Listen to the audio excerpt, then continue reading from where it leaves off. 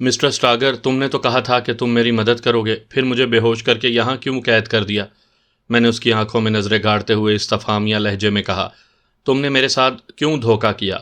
وہ چند لمحے خفیف انداز میں مسکراتا رہا۔ مجبوری تھی۔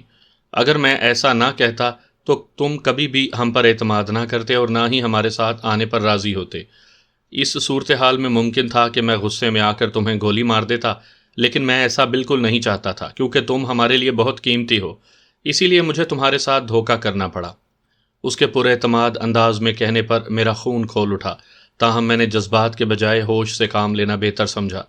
اس کے پاس پستول تھا اور میرا کوئی بھی قدم اٹھانا میرے لیے نقصان کا باعث بن سکتا تھا۔ مطلب میں سمجھا نہیں۔ اس کی بات نے مجھے چونکنے پر مجبور کر دیا تھا، اس لیے میں نے آنکھیں چوڑی کرتے ہوئے استفسار کیا۔ فی الحال ناشتہ کرو۔ اسٹاگر نے میری توجہ چائے اور بسکٹوں کی طرف مبذول کروائی۔ چائے ٹھنڈی ہو رہی ہے اور ٹھنڈی چائے بد مزہ ہو جاتی ہے۔ کہنے کے ساتھ ہی وہ پلٹا اور چند قدم ہی چلا ہوگا کہ وہ یکدم رک گیا، جیسے اسے کچھ یاد آ گیا تھا۔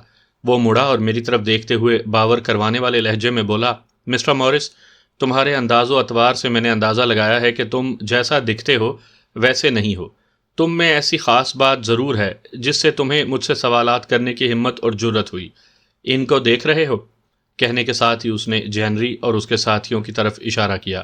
یہ 2 روز سے یہاں قید ہیں، لیکن ان میں سے کسی کی اتنی جرت نہیں ہوئی کہ وہ میرے سامنے آ کر کھڑا ہو جائے۔ تم کافی چالاک اور کایاں انسان دکھائی دیتے ہو۔ باہر کیف، کسی قسم کی چالاکی دکھانے کی کوشش مت کرنا، ورنہ نقصان تمہارا ہی ہوگا۔ چلو شاباش، اب سب ناشتہ کر لو۔ آج شام تک ہم منزل مقصود پر پہنچ جائیں گے اور پھر تم سب کو معلوم ہو جائے گا کہ میں نے تم سب کو کیوں اغوا کیا۔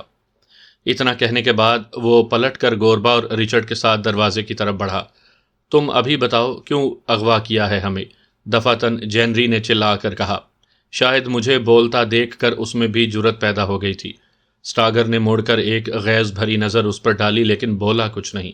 صبر کرو لڑکے، صبر کا پھل میٹھا ہوتا ہے، اسٹاگر کے بجائے گوربا نے مضحکہ خیز لہجے میں کہا۔ کہنے کے ساتھ ہی وہ مڑ گیا۔ میں ان کے پیچھے جانا ہی چاہتا تھا کہ وہ تینوں باہر چلے گئے اور دروازہ مقفل ہو گیا، اس لیے میں اپنے ارادے میں ناکام و نامراد رہا۔ البتہ میرے دماغ میں آندھیاں چلنے لگیں۔ میرے دماغ کی سوئی ایک ہی جگہ اٹک گئی۔ وہ کس منزل مقصود کی بات کر رہا تھا؟ اس نے کس مقصد کے تحت ان لڑکے لڑکیوں اور مجھے اغوا کیا تھا؟ اس کا جو بھی مقصد تھا وہ یقیناً بھیانک تھا۔ تاہم میں پرسوچ انداز میں اپنی جگہ پر جا کر بیٹھ گیا۔ وہ چاروں بھی ہراساں اور پریشان نظروں سے مجھے ہی دیکھ رہے تھے، جیسے مجھ سے کچھ پوچھنا چاہتے ہوں، تاہم کسی نے کوئی سوال نہ کیا۔ ویسے بھی ان کے کسی سوال کا جواب میرے پاس تھا نہیں۔ میں تو خود ان کی طرح قیدی تھا اور لا علم تھا۔ چند لمحوں کے بعد جینری اپنی جگہ سے اٹھا اور دونوں ٹرے اٹھا کر قالین پر رکھے اور میرے سمیت ان سب کو ناشتہ کرنے کا اشارہ کیا۔ ایسی حالت میں کسے بھوک لگنی تھی؟ تاہم کرسٹل روحاں لہجے میں بولی، مجھے بھوک نہیں ہے جینری، میں ناشتہ نہیں کروں گی۔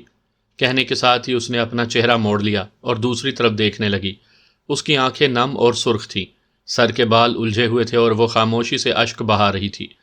برون ایک بار پھر اس کی طرف متوجہ ہوا۔ پلیز کرسٹل، حوصلہ رکھو، حالات جیسے بھی ہوں ہمیں ان کا مقابلہ کرنا ہوگا۔ ناشتہ کر لو، کب تک بھوکے پیٹ رہو گی؟ تمہاری طبیعت خراب ہو جائے گی۔ برون کا لہجہ محبت سے لبریز تھا۔ میرا دل نہیں چاہ رہا برون، کرسٹل نے مزمحل لہجے میں کہا۔ پلیز مجھے فورس مت کرو، پلیز کرسٹل۔ برون ملتجی ہوا۔ میری بات مان لو، میں تمہاری کیفیت سے واقف ہوں، لیکن ہم کر بھی کہہ سکتے ہیں، ہم بھی تمہاری طرح اذیت سے گزر رہے ہیں۔ تم نے اسٹاگر کی بات سنی نہیں؟ وہ کیا کہہ رہا تھا؟ وہ جیسے پھٹ ہی پڑی۔ پتہ نہیں وہ ہمیں کہاں لے کر جا رہا ہے۔ میرا دل بیٹھا جا رہا ہے، مجھے لگتا ہے وہ ہمیں فروخت کر دے گا۔ میری چھٹی حس کہہ رہی ہے وہ انسانی سمگلر ہیں۔ مجھے موم، ڈیڈ بہت یاد آ رہے ہیں۔ کاش میرے انکل ڈولف ہمیں بچانے کے لیے آ جاتے۔ گاڈ ہماری مدد کرے گا، مجھے یقین ہے۔ برون کرسٹل کو بدستور تسلیاں دینے میں مصروف تھا۔ کیا تم سچ کہہ رہے ہو؟ کرسٹل نے اشک بار نظروں سے اسے دیکھا تو اس نے محبت بھرے انداز میں اسبات میں سر ہلا دیا، لیکن میں نے اس کے چہرے پر بھی خوف کی پرچھائیاں واضح محسوس کی تھی۔ وہ بھی اندر ہی اندر یقیناً پریشان تھا اور اس صورتحال سے نمٹنے کے لیے کچھ نہ کچھ سوچ رہا تھا۔ باہر کیف ہم سبھی خاموشی سے ناشتہ زہر مار کرنے لگے۔ میں نے کرسٹل کی بات سے اندازہ لگایا کہ شاید اس کے انکل کسی بہت بڑے عہدے پر فائز تھے۔ اس کی چھٹی حس تیز تھی یا اس نے انسانی اسمگلر والی بات اندازے سے کہی تھی۔ باہر کیف اس کی بات نے ہم سب کو چونکنے اور خصوصاً مجھے سوچنے پر مجبور کر دیا تھا۔ وہ واقعی انسانی سمگلر تھے۔ انہوں نے ہمیں فروخت کرنے کے لیے ہی اغوا کیا تھا، جیسا کہ بعد میں معلوم ہوا تھا۔ انسانی اسمگلنگ کے حوالے سے میں نے کئی واقعات اخبارات میں پڑھے تھے۔ انسانی اسمگلنگ کی بھی مختلف اقسام ہیں۔ اسمگلر کسی کو اغوا کر کے فروخت کر دیتا ہے اور اغوا ہونے والے کو پتہ ہی نہیں ہوتا کہ اسے کس نے فروخت کیا ہے۔ کوئی کسی کو کسی دوسرے ملک جاب لگوانے کے بہانے سہانے خواب دکھا کر فروخت کر دیتا ہے، تو کوئی کسی اور طریقے سے اسمگل ہو جاتا ہے۔ لیکن ہمارے ساتھ معاملہ مختلف تھا۔ جینری اور اس کے دوستوں کو جنگل میں پکنک مناتے اغوا کیا گیا تھا، اور مجھے میری مدد کرنے کے بہانے سے میں بھی اس کی چکنی چپڑی باتوں میں آ گیا تھا۔ ناشتے سے فراغت کے بعد جینری نے برتن ٹرے میں رکھے اور دونوں ٹرے دوبارہ میز پر رکھ دیے۔ کمرے میں خاموشی نے راج کرنا شروع کر دیا تھا، البتہ ہماری سانسوں کی آوازیں واضح سنائی دے رہی تھیں۔ ہر کوئی اس صورتحال سے نبٹنے کا سوچ رہا تھا۔ کرسٹل کا چہرہ بدستور ستا ہوا تھا اور برون اس کا ہاتھ تھام کر اسے گویا تسلی دینے میں مگن تھا۔ ماریانا بھی ہراساں دکھائی دے رہی تھی، شاید اسے حقیقت کا ادراک ہو چکا تھا۔ میں نے بھی ایک ٹھنڈی سانس اپنے اندر انڈیلی اور موجودہ صورتحال پر غور و فکر کرنے لگا۔ اتنا تو میں سمجھ گیا تھا کہ اسٹاگر کے چنگل سے نکلنا آسان نہیں ہے۔ جس طرح اس نے مجھے دھوکے سے اپنے جال میں پھانسا ہے، اس سے کسی قسم کی بے وقوفی کی امید رکھنا ممکن نہیں، لیکن کوشش کرنے میں بھی کوئی حرج نہیں تھا۔ میں کچھ دیر صورتحال پر غور و فکر کرتا رہا، پھر میں نے اٹھ کر کمرے کا جائزہ لینا شروع کر دیا۔ جینری نے مجھ سے پوچھا، کیا تلاش کر رہے ہو؟ یہاں سے نکلنے کا راستہ تلاش کر رہا ہوں، میں نے اس کی طرف دیکھتے ہوئے جواباً کہا۔ فضول ہے، جینری نے کہا، تم سے پہلے ہم بھی کوشش کر چکے ہیں، شاید ہم تہہ خانے میں ہیں۔ میں نے ہنکاری بھری۔ کیا تمہیں یقین ہے؟ ہاں، جینری نے اس بات میں سر ہلایا۔ جب اسٹاگر آیا تھا تو مجھے اس کے عقب میں سیڑھیاں دکھائی دی تھی، اسی سے میں نے اندازہ لگا لیا کہ یہ تہہ خانہ ہے۔ میں نے ہونٹ بھینچ لیے، پھر میں نے دروازے کا جائزہ لیا۔ دروازہ دوسری طرف سے لاک تھا اور وہاں ایسی کوئی چیز یا اوزار موجود نہیں تھا کہ جس سے دروازہ کھولا جا سکتا۔ تاہم میں مایوس ہو کر واپس اپنی جگہ پر آ کر بیٹھ گیا۔ کرسٹل مغموم بیٹھی تھی اور گہری سوچ میں غرق تھی۔ نہ جانے وہ کیا سوچ رہی تھی، اور برون اس کی دل جوئی میں لگا ہوا تھا۔ سامعین کرام، آپ سن رہی ہیں ایک دلچسپ اردو کہانی جس کا نام ہے روسیہ۔ یہ اس سلسلے کی قسط نمبر 92 ہے۔ مجھے امید ہے آپ کو میری یہ کاوش پسند آ رہی ہوگی۔ آپ نے اگر ابھی تک میرا چینل کہانی گھر سبسکرائب نہیں کیا تو ابھی میرے چینل کو سبسکرائب کر کے بیل نوٹیفیکیشن آن کر لیجئے تاکہ آنے والی ہر نئی کہانی کی اطلاع بر وقت آپ تک پہنچ سکے۔ شاید رات ہو گئی تھی اور بحری جہاز منزل مقصود پر پہنچ گیا تھا، کیونکہ ایک بار پھر دروازہ کھلا تھا اور اسٹاگر گوربا اپنے 6 اور ساتھیوں کے ساتھ اندر آ گئے۔ اسٹاگر کے ہاتھ میں پستول تھا۔ انہیں دیکھ کر ہم سب بھی اپنی اپنی جگہ سے اٹھ کر کھڑے ہو گئے۔ کرسٹل تو بہت خوف زدہ ہو گئی تھی۔ لے چلو ان کو، اسٹاگر نے اپنے ساتھیوں سے حکم دیتے ہوئے کہا، اور وہ 8 چل کر ہمارے عقب میں آ گئے۔ چلو، ایک نے ہمیں حکم دیا۔ کہاں لے کر جا رہے ہو؟ کرسٹل خوف زدہ لہجے میں بولی۔ سوال و جواب بعد میں کر لینا خوبصورت لڑکی، اسٹاگر اوباشانہ لہجے میں زیر لب مسکراتے ہوئے بولا۔ فی الحال یہاں سے باہر نکلو۔ کرسٹل نے کچھ کہنا چاہا لیکن ایک آدمی نے اسے قابو کر لیا۔ اس کی دیکھا دیکھی دیگر نے بھی ہم سب کو بازوؤں سے پکڑ کر قابو کر لیا اور گویا ہمیں دھکیلتے ہوئے باہر لے آئے۔ بحری جہاز ساحل سے قدرے فاصلے پر موجود تھا اور ساحل پر ایک بڑی سی گاڑی کھڑی تھی۔ یہ گاڑی ایسی تھی جیسے فوجیوں کے پاس ہوتی ہے۔ گاڑی کے ساتھ ہی ایک آدمی کھڑا تھا جس نے سر پر ہیٹ پہنا ہوا تھا۔ اس کے ہاتھ میں سگار تھا اور وہ سگار کا کش لگاتے ہوئے غائرانہ نظروں سے ہمیں دیکھ رہا تھا۔ ساحل کے پیچھے پہاڑی علاقہ تھا۔ یہ کون سی جگہ تھی کسی کو معلوم نہیں تھا۔ باہر کیف ایک بوٹ کے ذریعے ہمیں ساحل پر لے جایا گیا۔ کرسٹل کی حالت بے حد پتلی ہو رہی تھی۔ وہ مسلسل رو رہی تھی اور اس کے رونے کا اثر کسی پر بھی نہیں ہو رہا تھا۔ شاید ان سب کے دل پتھر کے تھے۔ میں بھی بہت پریشان تھا کہ ایک مصیبت سے نکل کر دوسری مصیبت میں پھنس گیا تھا۔ آسمان سے گرا کھجور میں اٹکا والا محاورہ بھی بالکل فٹ تھا۔ ہمیں گاڑی میں آمنے سامنے والی سیٹوں پر بٹھا دیا گیا۔ برون، کرسٹل اور ماریانا سامنے والی سیٹ پر بیٹھے تھے، جبکہ میں اور جینری دوسری سیٹ پر تھے۔ اس دوران سگار پینے والا آدمی سگار پینے کے ساتھ ساتھ غور سے ہمیں دیکھتا رہا تھا۔ تبھی اس کی مستفسرانہ آواز ہمیں سنائی دی، آج صرف 5 لوگ ہیں؟ ہاں، جواباً اسٹاگر نے کہا۔ کیوں، تم سے تو 10 افراد کی بات ہوئی تھی، سگار والے آدمی نے سخت لہجے میں کہا۔ بالکل مسٹر ایلڈر، لیکن کیا کریں، اس بار ہمیں صرف یہی 5 افراد ملے ہیں۔ اسٹاگر تفہیمی لہجے میں بولا، لیکن تم فکر نہ کرو، اگلی کھیپ میں 5 افراد زیادہ ہوں گے۔ سگار والے نے ہنکاری بھری۔ دیکھو اسٹاگر، تم جانتے ہو کہ میں وعدے اور اصول کا پکا ہوں، جو بات کرتا ہوں ایک ہی کرتا ہوں۔ تم سے جتنے افراد کی بات ہوا کرے تو اتنے ہی لایا کرو۔ اوکے مسٹر ایلڈر، اگلی بار ایسا نہیں ہوگا۔ اسٹاگر نے سگار والے کو، جس کا نام اس نے ایلڈر لیا تھا، ٹھنڈا کرنے کی کوشش کی اور وہ ٹھنڈا ہو بھی گیا۔ ٹھیک ہے، ایلڈر نے جواباً کہا، اب پیمنٹ اس وقت ہی ہوگی جب تم مزید 5 افراد ہمیں دو گے۔ اوکے مسٹر ایلڈر، جیسا تم چاہو، اسٹاگر نے مفاہمانہ لہجے میں کہا۔ ہم نے سمندر میں رہ کر مگرمچھ سے دشمنی تو نہیں رکھنی۔ آخری بات اس نے ہنس کر کہی تھی اور جواباً ایلڈر بھی ہنس پڑا تھا۔ مزید چند باتیں کرنے کے بعد ایلڈر گاڑی میں سوار ہو گیا۔ ہمارے ساتھ وہ 6 آدمی بھی سوار ہو گئے تھے جو ہمیں بازوؤں سے پکڑ کر بحری جہاز سے اتار کر گاڑی میں لائے تھے۔ کچھ دیر کے بعد گاڑی چل پڑی۔ تم لوگ ہمیں کہاں لے کر جا رہے ہو؟ دفعتاً کرسٹل نے ان 6 افراد کی طرف باری باری دیکھتے ہوئے استفسار کیا۔ اس کی بات سن کر ان 6 افراد نے ایک دوسرے کی طرف دیکھا تھا، پھر بے پرواہ ہو گئے، ایسے جیسے ان میں سے کسی نے کرسٹل کی بات ہی نہ سنی ہو۔ کیا تم بہرے ہو؟ سنا نہیں میں کیا پوچھ رہی ہوں؟ کرسٹل غصے سے بولی۔ اس کے چیخنے کی آواز شاید ڈرائیور کے ساتھ بیٹھے ایلڈر نے بھی سن لی تھی، تبھی وہ شیشے پر پڑے پردے کو ہٹا کر اندر جھانک رہا تھا۔ کرسٹل، کول ڈاؤن، برون نے دبے دبے لہجے میں سختی سے کہا۔ چپ کر کے بیٹھو۔ میں چپ نہیں بیٹھوں گی، وہ بدستور غصے سے بولی، پھر دوبارہ ان 6 افراد کی طرف متوجہ ہوئی۔ بتاؤ تم ہمیں کہاں لے کر جا رہے ہو؟ لیکن ان میں سے کسی نے لب کشائی نہ کی، صرف سپاٹ نظروں سے دیکھتے رہے۔ شاید انہیں بولنے سے منع کیا گیا تھا، اس لیے وہ سب ہی خاموش تھے۔ بتاؤ پلیز کرسٹل، تم سمجھ کیوں نہیں رہی ہو؟ خاموش رہو، برون نے اس بار درست لہجے میں کہا۔ انہیں بتانا ہوگا ورنہ میں ان کے منہ نوچ لوں گی۔ وہ بھی شاید ضدی تھی، پھر وہ اٹھ کر ان کی طرف بڑھی، جارحانہ انداز میں ان کی طرف بڑھی، لیکن برون نے اسے پکڑ لیا۔ تبھی ان 6 افراد میں سے ایک نے اپنی جیکٹ کی جیب سے پستول نکال کر ہاتھ میں لے لیا۔ شاید وہ کرسٹل کو ڈرانا چاہتا تھا، اور کرسٹل واقعی ان کے ہاتھوں میں پستول دیکھ کر خوفزدہ ہو گئی تھی۔ پھر وہ اپنی جگہ پر جا کر بیٹھ گئی۔ اب اگر تم نے بکواس کی تو گولی سے بھیجا اڑا دوں گا، وہ خونخوار لہجے میں بولا۔ خاموش بیٹھی رہو۔ اب کی بار کرسٹل خاموش ہی رہی، لیکن اس کی آنکھیں رو رو کر سرخ ہو چکی تھی اور گوری رنگت زرد پڑی ہوئی تھی۔ جب ایک کے پاس پستول تھا تو لامحالہ دوسروں کے پاس بھی پستول ہوں گے، اس لیے بہتر یہی تھا کہ ہم سب خاموش رہ کر ان کے ساتھ تعاون کریں، اسی میں ہماری بقا بھی تھی۔ اتنا تو ہم سب سمجھ ہی گئے تھے کہ اسٹاگر نے بھاری رقم کے عوض ہمیں فروخت کر دیا ہے، اور اب ہم ایلڈر کے رحم و کرم پر ہیں۔ وہ ہمیں کہاں لے جاتا ہے اور ہمارے ساتھ کیا سلوک کرتا ہے، یہ آنے والا وقت ہی بتا سکتا ہے۔ میں نے شیشے کی طرف دیکھا تو اب پردہ برابر ہو چکا تھا اور ایلڈر کی شکل دکھائی نہیں دے رہی تھی۔ گاڑی ہچکولے کھاتا ہوا کسی نامعلوم منزل کی طرف رواں دوا تھی۔ گو وہاں اب گہرا سکوت طاری ہو چکا تھا، لیکن سانسوں کی آوازیں واضح سنائی دے رہی تھیں۔ ان میں کرسٹل کی دبی دبی سسکیاں بھی شامل تھیں۔ وہ بے حد ہراساں دکھائی دے رہی تھی۔ بہرکیف کچھ ہی دیر کے بعد گاڑی کی رفتار کم ہوئی اور دائیں طرف جھک کر سیدھی ہو گئی، اور ساتھ ہی اس کی رفتار میں اضافہ ہو گیا۔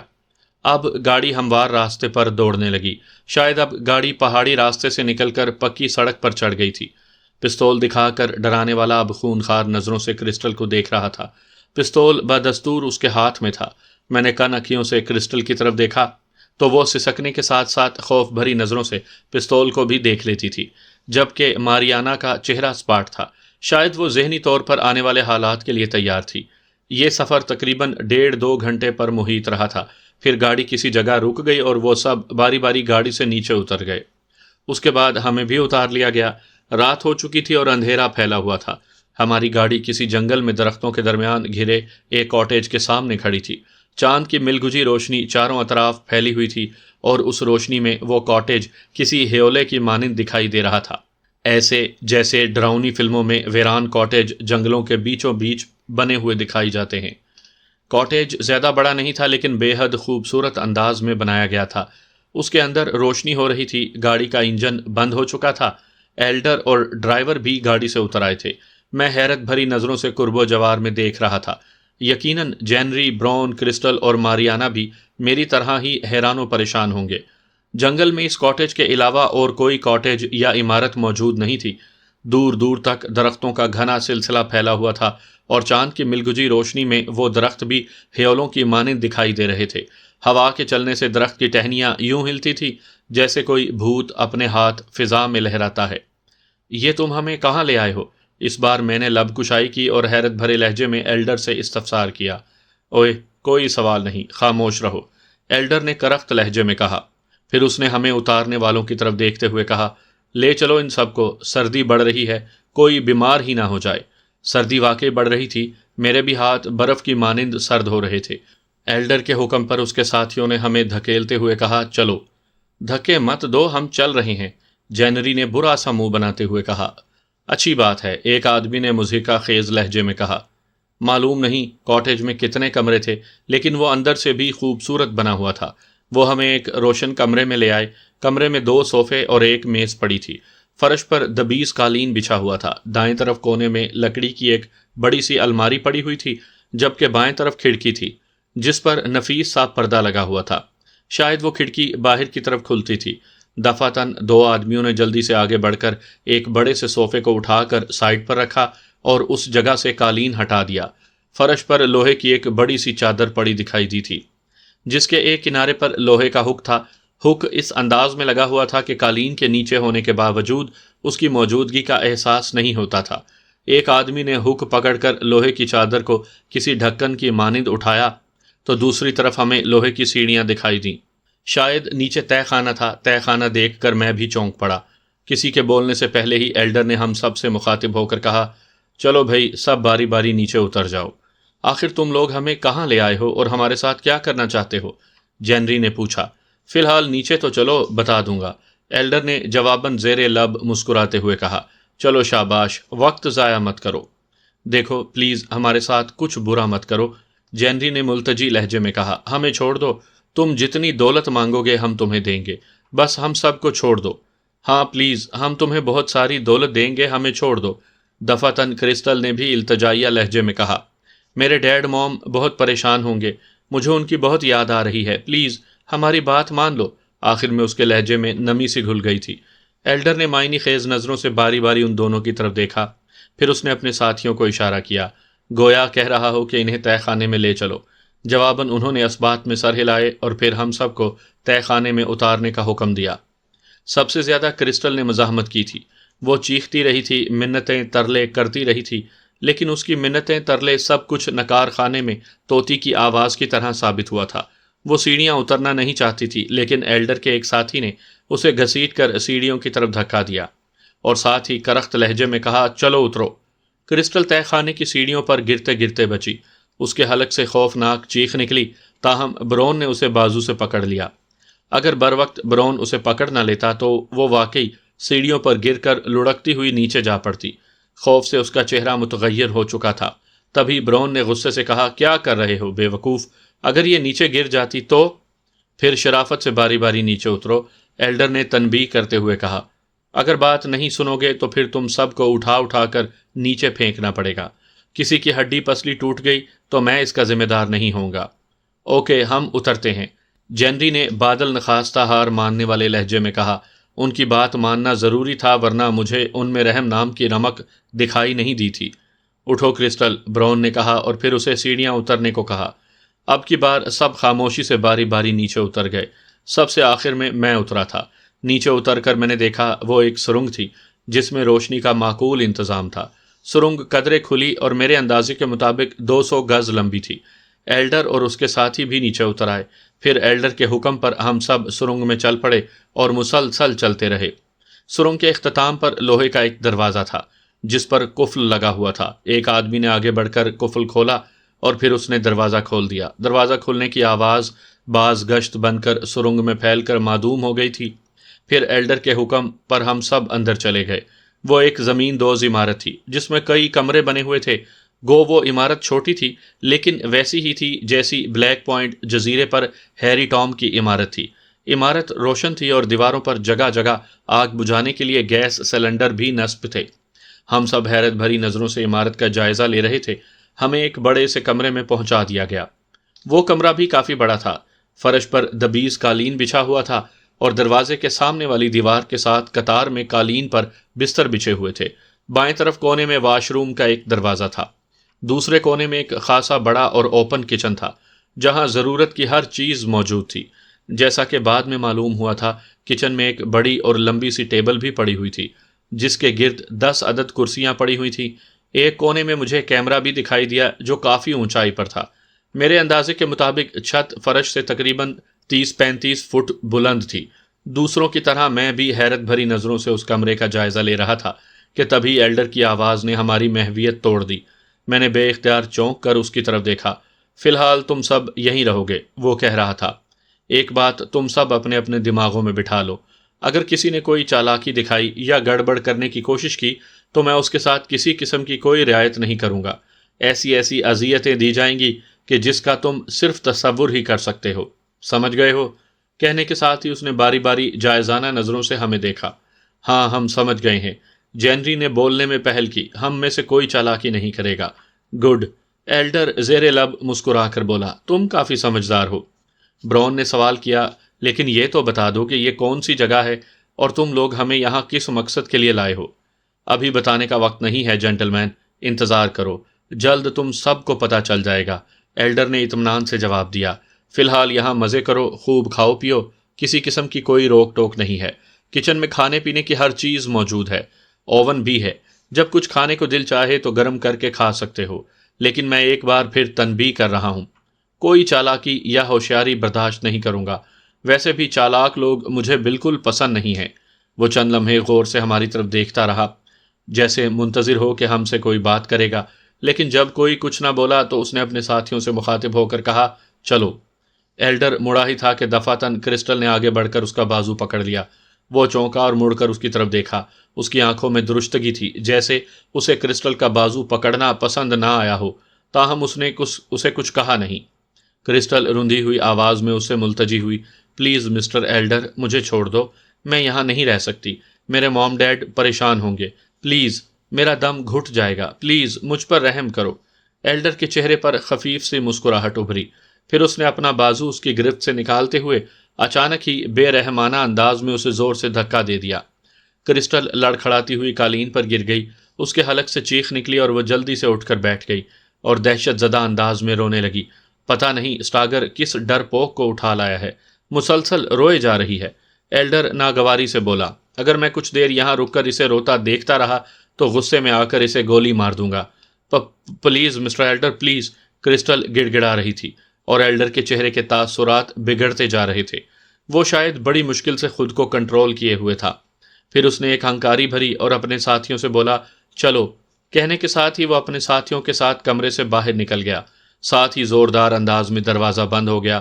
کرسٹل اٹھی اور برقی صورت کے ساتھ دروازے پر پہنچ گئی اور مکے مار مار کر زور زور سے بجانے لگی، ساتھ ہی وہ چیخ بھی رہی تھی، دروازہ کھولو پلیز، میری بات سنو پلیز، پلیز دروازہ کھولو۔ دفعتاً برون نے آگے بڑھ کر کرسٹل کو سنبھالا اور باہوں میں بھرتے ہوئے بولا، خود پر قابو رکھو کرسٹل، ان سنگ دل لوگوں سے کسی رحم کی توقع رکھنا فضول ہے۔ برون نے اسے سمجھایا، میں یہاں نہیں رہنا چاہتی برون، کرسٹل پھوٹ پھوٹ کر روتے ہوئے بولی، ساتھ ہی وہ برون سے چپک گئی، پلیز مجھے یہاں سے نکالو پلیز۔ وہ ایسے رو رہی تھی جیسے چھوٹا بچہ کھلونا نہ ملنے پر روتا ہے۔ اس لمحے بھی مجھے اس پر ترس آیا، لیکن ایسی صورتحال میں بھی مجبور تھا۔ جینری اور ماریانا بھی ششدر نظروں سے کرسٹل کی طرف دیکھ رہے تھے۔ برون نے اسے خود سے علیحدہ کیا اور کاندھوں سے پکڑ کر ایک بستر پر بٹھانے کے بعد جینری سے بولا، جینری اس کے لیے پانی لے آؤ۔ جینری نے اسبات میں سر ہلایا اور کچن میں چلا گیا۔ تبھی ماریانا کرسٹل کی طرف بڑھی اور گھٹنوں کے بل قالین پر بیٹھتے ہوئے تشفی آمیز لہجے میں بولی، کرسٹل خود کو سنبھالو، رونے کا کوئی فائدہ نہیں، خواہ مخواہ خود کو ہلکان کر رہی ہو۔ ماریانا مجھے بہت ڈر لگ رہا ہے ماریانا، وہ رونے کی وجہ سے اٹک اٹک کر بولی، تم لوگ کچھ کرو نا۔ ہم کیا کر سکتے ہیں؟ برون نے کندھے اچکاتے ہوئے کہا، ہم بھی تمہاری طرح بے بس و مجبور ہیں۔ تبھی جینری پانی سے بھرا شیشے کا ایک گلاس لے کر آ گیا۔ برون نے اس سے گلاس لیا اور کرسٹل کی طرف بڑھاتے ہوئے بولا، لو تم پانی پی لو۔ نہیں، کرسٹل نے ہاتھ سے گلاس کو ایک طرف کر دیا، مجھے پانی نہیں پینا۔ پلیز کرسٹل پانی پی لو، برون ملتجی ہوا، اس طرح تمہاری طبیعت خراب ہو جائے گی۔ کرسٹل منع کرتی رہی لیکن بالآخر برون اسے پانی پلانے میں کامیاب ہو گیا۔ جب اس نے تھوڑا سا پانی پی لیا تو برون نے اس سے گلاس لے کر جینری کو دے دیا۔ میں ابھی تک خاموش کھڑا موجودہ صورتحال پر غور کر رہا تھا۔ میرے اپنے دماغ میں جھکڑ چل رہے تھے، سمجھ نہیں آ رہا تھا کہ آخر ہمارے ساتھ کیا ہونے والا ہے۔ چونکہ میں ان چاروں کے ساتھ تھا، اس لیے اب میں انہیں اپنا دوست سمجھنے لگا تھا۔ تبھی ماریانا اٹھ کر میری طرف متوجہ ہوئی۔ مورس، تم کیا سوچ رہے ہو؟ وہ مجھ سے مخاطب ہوئی تو میں نے بے اختیار چونک کر اس کی طرف دیکھا۔ میں؟ کچھ نہیں، میں نے ناسمجھی سے اس کی طرف دیکھتے ہوئے جواب دیا۔ پھر بیٹھ جاؤ، کھڑے کھڑے تھک جاؤ گے، وہ ناصحانہ لہجے میں بولی تو میں خاموشی سے ایک بستر پر بیٹھ گیا۔ ماریانا بھی میرے بستر کے قریب بائیں طرف والے بستر پر بیٹھ گئی۔ ہم 5 لوگ تھے اور بستر 10 بچھے ہوئے تھے۔ کرسٹل براؤن کی تسلی دینے کی وجہ سے رو تو نہیں رہی تھی، لیکن اس کی آنکھیں نمناک تھیں اور چہرہ مرجھایا ہوا۔ آنکھیں رو رو کر سرخ ہو رہی تھیں۔ کافی دیر اسی طرح بیٹھے رہنے کے بعد میں نے دیوار کے ساتھ ٹیک لگاتے ہوئے آنکھیں موند لی اور ایک ٹھنڈی سانس اپنے اندر اتاری۔ ایک بار پھر میرا ذہن ایلڈر کی طرف چلا گیا تھا۔ نہ جانے وہ کون تھے اور ہم سے کیا چاہتے تھے؟ یہ سوالات ہنوز اپنی جگہ پر موجود تھے، لیکن مجھے ان کے ارادے ٹھیک نہیں لگتے تھے۔ ظاہری سی بات ہے، وہ ہم سب کو یہاں یقیناً کسی خاص مقصد کے لیے ہی لائے تھے، جس کا انکشاف ہونا باقی تھا۔ ایک بات تو مجھے سمجھ آ گئی تھی کہ دنیا روسیاہی لوگوں سے بھری پڑی ہے۔ ایک سے بڑھ کر ایک روسیاہی انسان موجود ہے۔ ہر کسی کا مختلف دھندا ہے،